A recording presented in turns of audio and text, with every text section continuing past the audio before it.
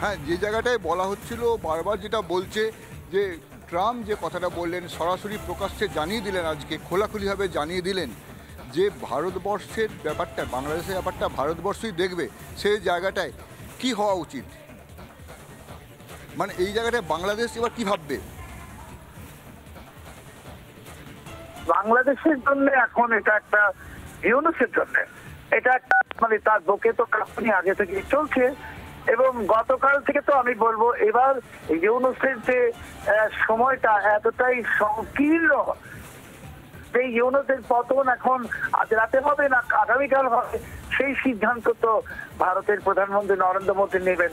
কিন্তু বাংলাদেশে যে জঙ্গি জিহাদি জবাই বাহিনীর তাণ্ডব চলে 6 মাস, সেই তাণ্ডবের বোধহয় এখন শেষ দৃশ্যে আমরা উপনীত, এবং অচিরেই যে কোনো সময় এই জঙ্গি জিহাদি জবাই বাহিনী এবং ইউনুস মুক্ত হয়ে পড়বে।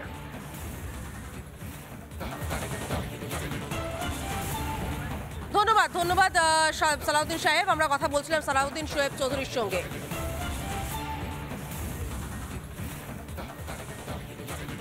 আর একবার জানিয়ে রাখতে চাইবো বাংলাদেশের বিষয়টি মোদির হাতে সর্ববৈঠক শেষে জানান মার্কিন প্রেসিডেন্ট। আমরা কথা বলেছিলাম আন্তর্জাতিক সম্পর্ক বিশেষজ্ঞ রাজাগোপাল ধর চক্রবর্তীর সঙ্গে, শুনে নেব তার প্রতিক্রিয়া, পাশাপাশি বিজেপির রাজ্য সাধারণ সম্পাদক জগন্নাথ চট্টোপাধ্যায়ের প্রতিক্রিয়া।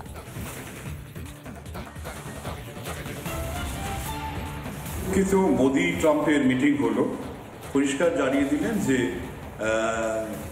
ভারতই তার বাংলাদেশের যে সমস্যা হচ্ছে ভারত তাকেই ট্যাকেল করবে, অর্থাৎ ভারত যা করবে তাতে মার্কিন সমর্থন রয়ে গেছে। অর্থাৎ ভারত যদি মনে করে যে আমি বাংলাদেশে কোনো ধরনের সামরিক হস্তক্ষেপের প্রয়োজন আছে, সেখানেও মার্কিন সমর্থন থাকতে পারে।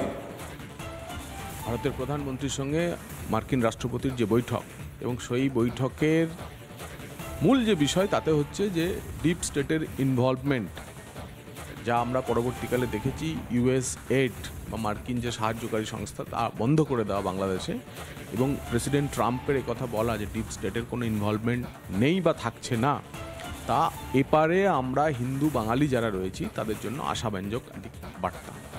এই নীতি আশা করব সুদখোর ইউনিসের সরকার গ্রহণ করবে, এবং তার জন্য নিজেদের যে করণীয় সেটাকে তারা ক্যালিব্রেট করবে। যদি না করে প্রধানমন্ত্রী মোদিজি আসেন, আর মোদি হ্যাঁ তো মুমকিন হ্যাঁ, সেটা যেন ইউনিস সরকারও মনে রাখে।